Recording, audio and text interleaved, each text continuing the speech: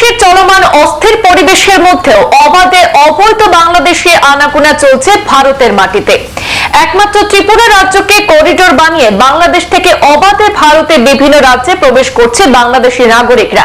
তবে বাংলাদেশি নথিপত্র ছাড়াই মোটা অঙ্কের বিনিময়ে কিছু দালাল চক্র এই কাজে সক্রিয় হয়ে উঠেছে। গতকাল রাতেও ইন্দো বাংলা সীমান্তের কদমতলা থানা এলাকা থেকে উদ্ধার 2 বাংলাদেশি নাগরিক।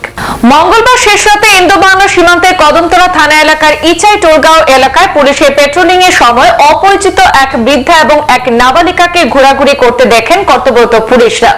পরে তাদের আটক করে জিজ্ঞাসাবাদ শুরু করে পুলিশ জানতে পারে তারা ওই এলাকা দিয়ে অবৈধভাবে বাংলাদেশ থেকে ভারতে প্রবেশ করে কোনো এক দালাল চক্রের মাধ্যমে।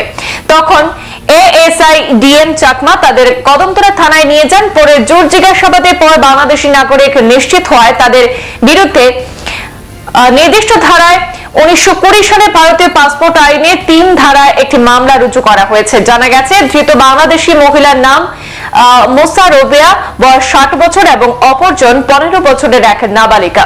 দুজনের বাড়ি বাংলাদেশের নিডা থানাধীন সিকান্দারপাড়া গ্রামে বলে জানা যায়। বুধবার ধৃতদের ধর্মনগর জেলা ও দায়রা আদালতে সোপর্দ করা হয়েছে বলে জানিয়েছেন পুলিশ।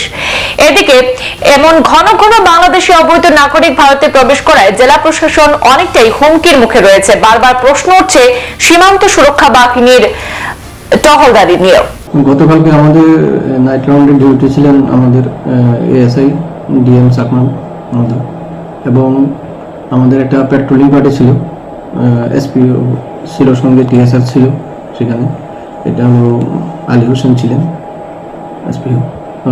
তারা যখন পেট্রোলিং ডিউটি করছিল চাইটুলগাঁও এরিয়া, তখন তারা রাস্তার মধ্যে আলী হোসেনের সঙ্গে যারা টিএসআর ছিল, আলী হোসেন সহ তারা দেখতে পায় 2টি মহিলা মানে সন্দেহজনকভাবে ঘোরাফেরা করছে ওই এলাকাতে। তখন তারা এগিয়ে এসে তাদেরকে জিজ্ঞাসাবাদ করে। তখন তাদের কাছ থেকে তারা জানতে পারে তারা নাকি বাংলাদেশ থেকে এসেছে, রাস্তা হারিয়ে ফেলেছে, তারা কাজের জন্য এসেছিল। এবং তাদের এই আসার পথে ভারতের 2-3 জন নাকি যুবক ছেলে তাদের সহায়তা করছিল। একজনের নাম হলো মিস এমএসটি মানে রুবেদা, বয়স হলো 60, wife of late Mohammad Sharif, এলএস নাম আছে একটা মুসুবি, আর ভিলেজ হলো শিকদারপাড়া, পিএস মিরা, বাংলাদেশ। আর সাথে একজন ছিল অপ্রাপ্তবয়স্ক মেয়ে। তারা দুজনে তখন তাদের ভালো করে জিজ্ঞাসাবাদ করে জানতে পারে তাদের কাছে কোনো বৈধ কাগজপত্র ইন্ডিয়া প্রবেশের নাই বা পাসপোর্টও নাই তাদের কাছে। তখন সে নাইট পার্টি যে আমাদের নাইট রাউন্ড ডিউটি ছিল মোবাইল ডিএম চাকমা মহোদয়কে ডাকছে যে আমার মনে করো না। তখন উনি সেখানে গেছেন, গিয়ে দেখতে পান তারা 2 জন মহিলা। তখন তাদের আবার জিজ্ঞাসাবাদ শুরু করে। জিজ্ঞাসাবাদে তারা জানতে পারে জানি যে তারা বাংলাদেশি এবং তারা কাজের সন্ধানে অবৈধভাবে মানে ভারতে প্রবেশ করছে।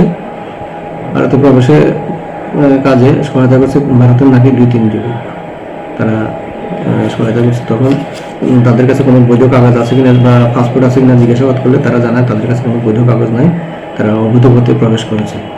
তো তারা এর পরবর্তী সময়ে উনি তাদেরকে ডিটেন করে থানা নিয়ে আসেন এবং একটা সমুদ্র কমপ্লেন করেন আইসিপিএস এর কাছে। তখন আইসিপিএস কেস রেজিস্টার করেন এবং কেস রেজিস্টার করে আমাকে এটা এনডোর্স করেন ইনভেস্টিগেশনের জন্য। তখন আমি ইনভেস্টিগেশন করে আন্ডার ইনভেস্টিগেশন আছে, তাদের কোর্টে ফরওয়ার্ড করা হয়েছে। আজকে কোর্টে ফরওয়ার্ড করা হয়েছে? হ্যাঁ, আজকে কোর্টে ফরওয়ার্ড। সংবাদ এই পর্যন্তই, ফিরছি পরবর্তী অন্যান্য আপডেট নিয়ে। ধন্যবাদ।